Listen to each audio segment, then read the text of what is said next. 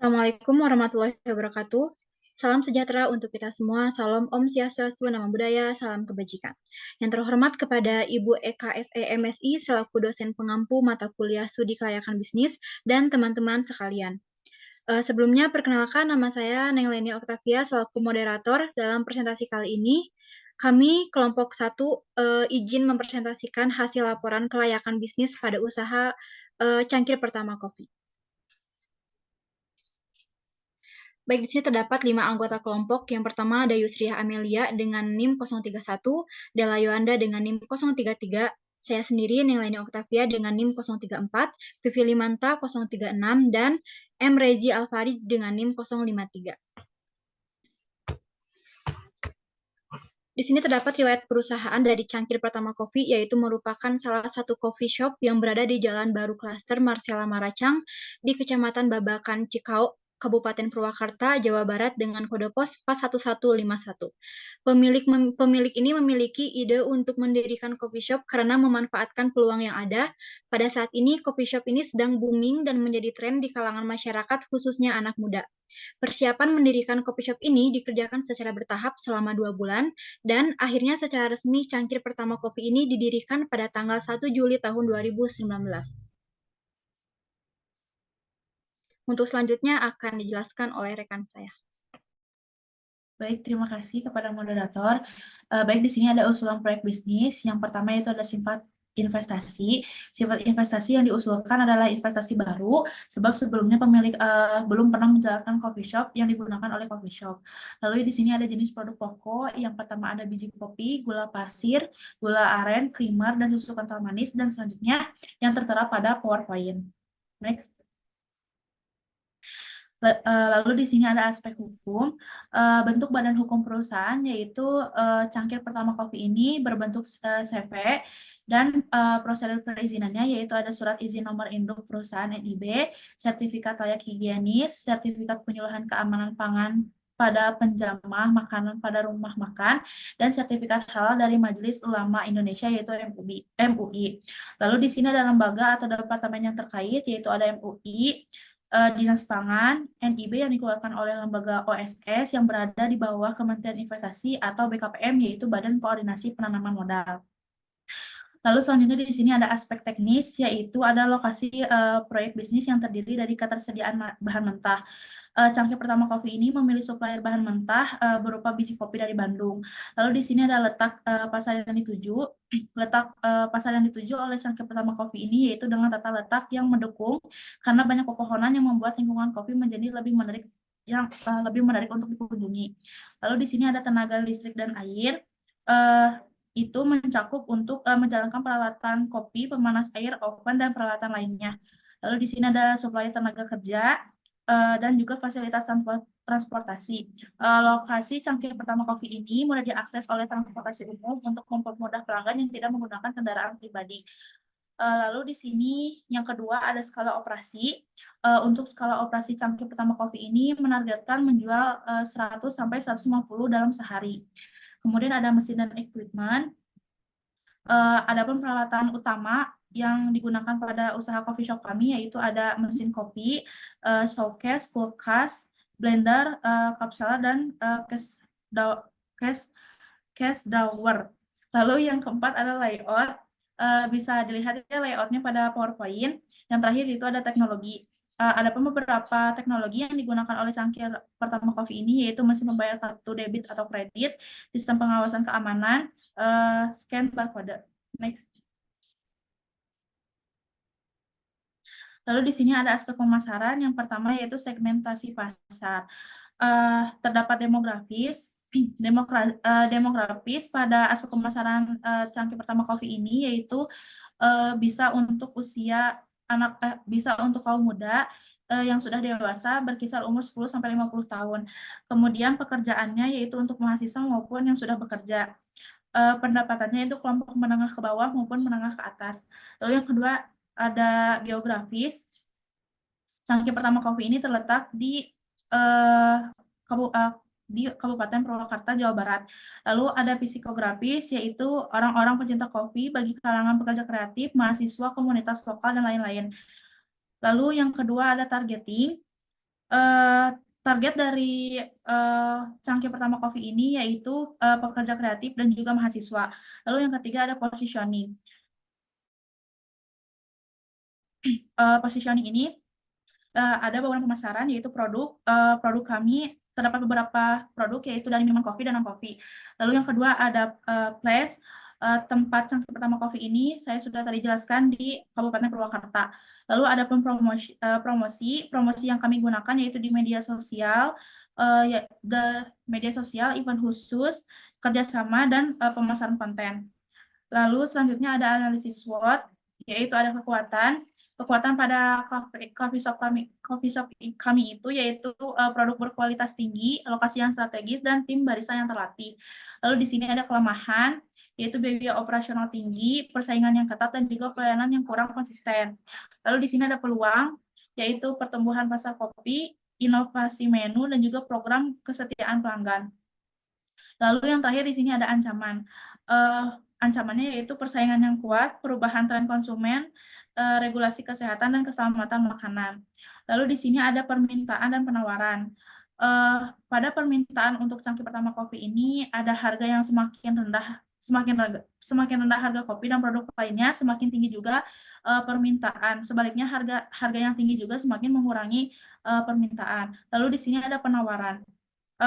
Penawaran untuk cangkir pertama kopi yaitu harga yang lebih tinggi dapat mendorong coffee shop untuk meningkatkan penawaran. Namun biaya produksi seperti bahan baku, gaji karyawan, dan sewa lokasi juga mempengaruhi penawaran. Baik, terima kasih. Baik, selanjutnya aspek manajemen yang terdiri dari POAK atau yang pertama planning, yaitu perencanaan. Perencanaan di sini terdapat dua, yaitu perencanaan strategis dan taktis. Untuk perencanaan strategis terdapat identifikasi visi dan misi coffee shop serta untuk tujuan jangka panjang. Lalu untuk perencanaan taktisnya membuat rencana operasional harian maupun mingguan, masuk rencana menu ataupun persediaan jadwal staff. Lalu yang kedua organizing atau pengorganisasian. Terdapat struktur organisasi dan pembagian tugas. Untuk struktur organisasi yaitu menetapkan hierarki dan tanggung jawab dalam coffee shop, termasuk peran seperti head bar, manager shift, dan para pelayan. Lalu untuk pembagian tugasnya, menentukan tugas dan tanggung jawab masing-masing anggota tim. Lalu untuk yang ketiga, actuating atau penggerakan. Terdapat yaitu melakukan rekrutmen dan pelatihan karyawan. Rekrut staf yang sesuai dengan kebutuhan coffee shop dan memberikan pelatihan tentang cara mempersiapkan kopi dan memberikan pelayanan dengan standar kualitas yang bagus, yang tinggi. Lalu pelayanan pelanggan, memastikan bahwa staf berinteraksi dengan para pelanggan dengan ramah dan memberikan rekomendasi produk dan memberikan pengalaman yang positif. Yang keempat, controlling atau pengendalian. Pengendalian terdapat tiga, yaitu pengendalian keuangan, persediaan, dan kualitas. Untuk pengendalian keuangan, memonitor pendapatan dan pengeluaran. Untuk yang pengendalian persediaan, memantau persediaan kopi dan bahan baku lainnya. Untuk pengendalian kualitas, menerapkan standar kualitas untuk kopi dan makanan, dan memastikan bahwa staf mematuhi standar operasional ini, dan melakukan pengujian rasa secara berkala. Selanjutnya, terdapat aspek organisasi, yaitu struktur organisasi manajemen coffee shop cangkir pertama. Terdapat pada puncak tertinggi itu direktur, lalu dibawahi manajer, asisten manajer, visual creator, head bar, staff inventory. Lalu head bar dibawahi oleh membawahi para pelayan-pelayan atau operator. Baik, materi selanjutnya akan disampaikan oleh rekan saya. Baik, selanjutnya yaitu ada aspek finansial untuk menghitung NPV. Diketahui investasi tahun pertama yaitu sebesar Rp809.009.000. Investasi tahun pertama yaitu Rp209.009.000. Untuk benefit yaitu terdapat 5 tahun yang pada tahun pertama sebesar Rp437.636.356 dan seterusnya seperti terlihat pada layar. Untuk cost yaitu pada tahun pertama sebesar Rp175.200.000 dan untuk tahun selanjutnya seperti terlihat pada layar. Untuk diskon faktor yang digunakan yaitu sebesar 6%, yaitu mengikuti tingkat suku bunga pada tahun ke-0. Untuk menghitung NPV yaitu dengan cara yang pertama itu untuk menghitung net benefit, yaitu dengan cara yang pertama untuk tahun pertama yaitu benefit dikurangi cost yaitu Rp437.636.356 dikurangi cost sebesar Rp175.200.000 lalu dikurangi dengan investasi tahun pertama yaitu Rp209.009.000 menghasilkan net benefit sebesar Rp53.427.356. Lalu untuk diskon faktor yang digunakan itu sebesar 6%. Net benefit dikali diskon faktor menghasilkan present value sebesar Rp50.381.997. Lalu untuk total present value-nya yaitu sebesar Rp862.084.444. Untuk menghitung NPV atau net present value yaitu menggunakan rumus TPV dikurangi investasi yaitu TPV sebesar Rp862.084.444 dikurangi dengan investasi Rp809.009.000 menghasilkan net present value sebesar Rp53.075.444. Dengan hasil NPV tersebut, maka dapat dikatakan bahwa studi kelayakan bisnis pada cangkir pertama kopi ini dikatakan layak karena menghasilkan nilai NPV yang bersifat positif. Lalu selanjutnya untuk menghitung NBCR, yaitu dengan rumus TPV, besar Rp862.084.444 dibagi dengan nilai investasi sebesar Rp809.009.000, menghasilkan NBCR sebesar 1,065. Maka dari itu, dengan hasil NBCR tersebut, cangkir pertama kopi dapat dikatakan layak karena nilai NBCR-nya melebihi dari angka 1. Selanjutnya yaitu payback period. Kami mengambil present value pada tabel sebelumnya, lalu investasi pada tahun ke-0 yaitu Rp809.009.000 dikurangi dengan present value dari setiap tahun. Maka untuk menghitung payback period-nya yaitu hasil pengurangan pada tahun keempat sebesar Rp139.976.513 dibagi dengan present value pada tahun kelima yaitu sebesar Rp193.051.958 menghasilkan 0,725 ditambah dengan 4 tahun yaitu hasil pengurangan dari setiap tahunnya menghasilkan payback period sebesar 4,7 tahun. Dari itu payback period dari cangkir pertama kopi ini selama 4,7 tahun. Lalu selanjutnya untuk menghitung IRR kami perlu mencari nilai NPV yang negatif. Maka dari itu untuk mencari nilai NPV yang negatif perlu mencari DF untuk menghasilkan NPV negatif. Maka dari itu DF yang digunakan untuk IRR ini yaitu sebesar 9%. Untuk menghitung IRR digunakan rumus RR dikurangi NPV-RR dibagi TPV-RR dikurangi TPV-RT dikali RT dikurangi RR.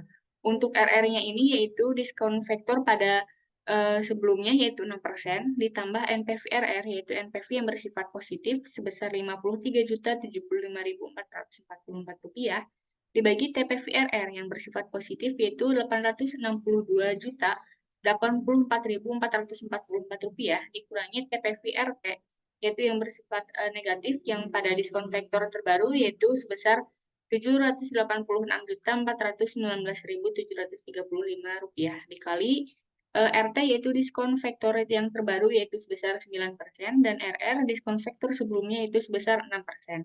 Maka dari itu hasil perhitungan IRR menghasilkan 8,10%. Dengan hasil IRR 8,10% tersebut, maka cangkir pertama kopi ini dikatakan layak karena nilai 8,10% tersebut melebihi tingkat diskon faktor pada tahun ke-0 yaitu sebesar 6%.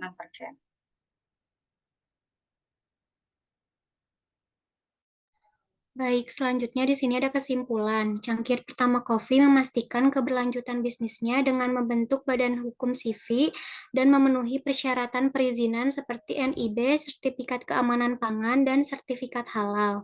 Keterlibatan dengan lembaga seperti MUI, Dinas Pangan, dan OSS menegaskan komitmen terhadap kepatuhan regulasi. Perusahaan mengintegrasikan aspek teknis untuk kelancaran operasional dan pengalaman pelanggan. Mereka melakukan segmentasi pasar efektif dengan menargetkan pekerja kreatif dan mahasiswa, menekankan lingkungan nyaman, Wi-Fi cepat, harga terjangkau, serta memposisikan diri sebagai tempat bersosialisasi melalui tagline "Saatnya berbagi cinta, cerita, dan kopi". Cangkir pertama kopi memiliki kekuatan seperti produk berkualitas, lokasi strategis, tim barista terlatih, merek yang kuat, dan menu diversifikasi. Meskipun menghadapi kelemahan seperti biaya operasional tinggi dan persaingan, ada peluang pertumbuhan pasar, inovasi menu, program kesetiaan, pelanggan, kerjasama dengan supplier lokal, dan ekspansi lokasi. Ancaman berasal dari persaingan, perubahan tren, fluktuasi harga bahan baku, regulasi kesehatan, dan krisis ekonomi. Cangkir pertama kopi merespon dengan strategi bijak.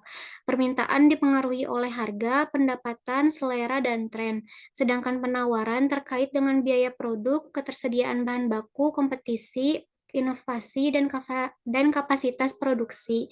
Menjaga keseimbangan ini kunci dalam mengelola permintaan dan penawaran di industri kopi. Melalui implementasi POAC, Kopi Shop mencapai efektivitas manajemen dengan operasional lancar, layanan berkualitas, dan pengelolaan keuangan optimal. Dan untuk aspek finansial, cangkir pertama kopi dikatakan layak. Untuk saran di sini, cangkir pertama kopi harus memonitor perubahan regulasi dan perbarui prosedur sesuai kebutuhan. Cangkir pertama kopi perlu memantau perkembangan teknologi untuk potensi peningkatan lebih lanjut. Cangkir pertama kopi harus mempertimbangkan kampanye pemasaran yang terarah untuk memperluas pangsa pasar dan memperkuat identitas brand. Cangkir pertama kopi harus mampu mengimplementasikan strategi proaktif untuk mengatasi kelemahan dan memaksimalkan peluang pasar. Cangkir pertama kopi harus mengevaluasi dinamika pasar dan rencanakan kebijakan harga serta strategi penawaran yang adaptif. Cangkir pertama kopi perlu meningkatkan pelatihan karyawan dan evaluasi rutin untuk memastikan penerapan yang optimal dari prinsip POAC. Dan cangkir pertama kopi harus tetap fleksibel dan siap untuk merespon dinamika pasar dengan cepat, menggali lebih dalam inovasi, dan memperkuat mitigasi resiko. Terima kasih. Baik, mungkin cukup sekian pemaparan dari kelompok 1. Mohon maaf bila masih ada kekurangan. Wabillahi taufiq wa hidayah. Wassalamualaikum warahmatullahi wabarakatuh.